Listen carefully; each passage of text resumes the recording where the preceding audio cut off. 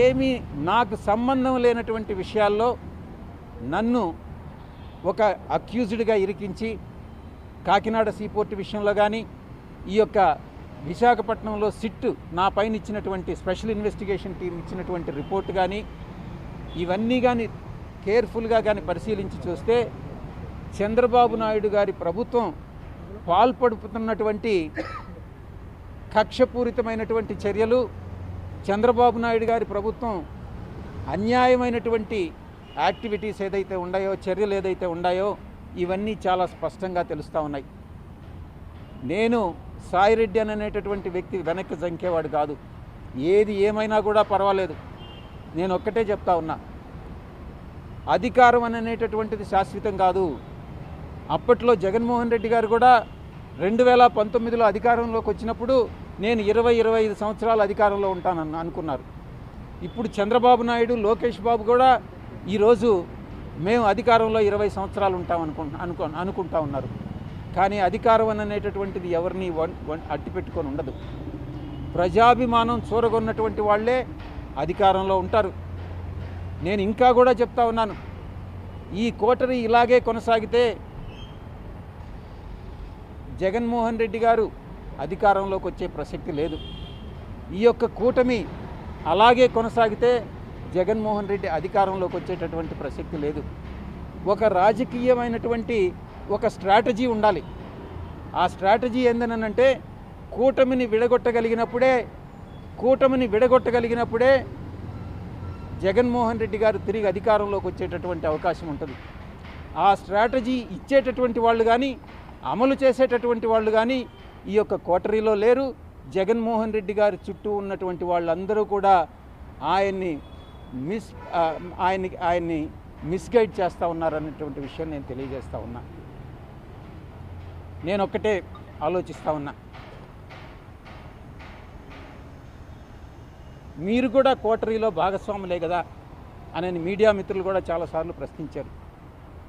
నేను ఒకటే చెప్తా ఉన్నా, సంవత్సర రోజులుగా మీరు నమ్మినా నమ్మకుండా, మీరు సెటైర్లు వేసినా నేను వ్యవసాయం చేసుకుంటానే ఉన్నాను.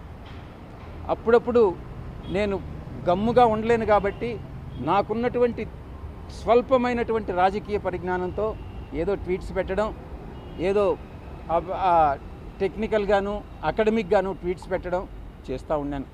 అంతేగాని నేను జగన్మోహన్ రెడ్డి గారిని విమర్శించడమో లేకుంటే ఇంకొక రాజకీయ పార్టీని విమర్శించడమో నేను చేయలే.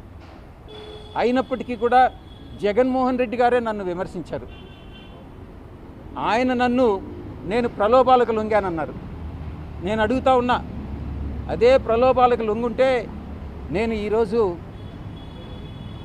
లక్షల కోట్లు ఆర్జించుండేవాడిని.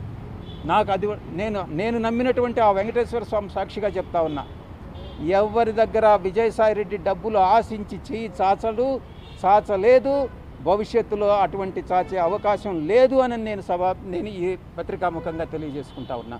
నన్ను ఏమైనా చీల్చి చెండాడాల్సినవి ఏమైనా ఉన్నాయా? నేను అనగానే చచ్చిప్రసాద్ లాగా పారిపోను సీతను మొత్తం అంతా.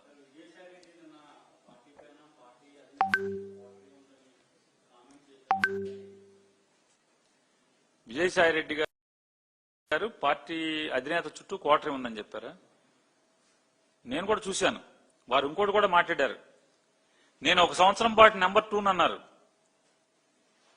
ఆయన కూడా కోటరీ కదా, మాజీ కోటరీ కదా. వారే చెప్పారు కదా, వారే డిక్లేర్ చేశారు నేను మాజీ కోటరీ అని.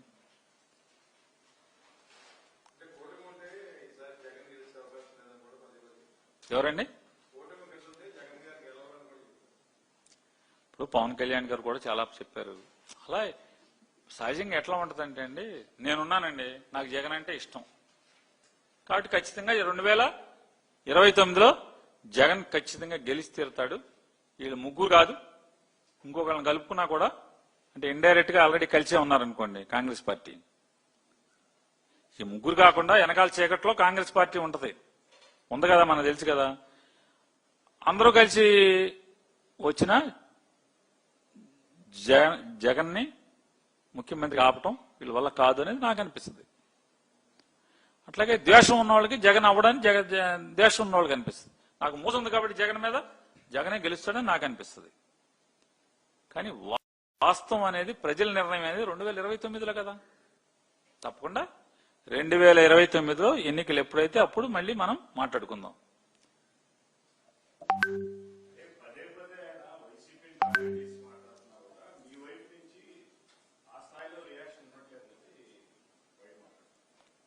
అంటే ఆ కాటా ఆ స్థాయిలో మీ కాటాలో కాటా ఎవరండి మరి ఆ స్థాయి అంటే మరి మీ కాటా ప్రకారమే స్థాయి అంటే, లేకపోతే మీ స్కేలు అదే కాటా అంటే తూకమేనండి. మీ తూకం లేకపోతే మీ స్కేలు ఆ ప్రకారం అంత చేయలేకపోతున్నామనే మీ బట్టి అదే అనుకోండి. ఏమని పెద్ద పోరాటం చేయలేకపోయాం, అధికారం లేదు కదా పోరాటం చేయలేకపోతున్నాం అనుకోండి. ఏముంది దాని గురించి తప్పేముంది? ప్రజాస్వామ్య దేశంలో ఏ వ్యక్తి అభిప్రాయాన్ని కాదంటకు గాని తోసిరాజంటకు గాని హక్కులు ఒప్పుకోవు కదా. మీరున్నారు, మీ అభిప్రాయం మీది, నేనున్నాను, నా అభిప్రాయం నాది, నాకు స్వేచ్ఛా స్వాతంత్రాలు ఉన్నాయి.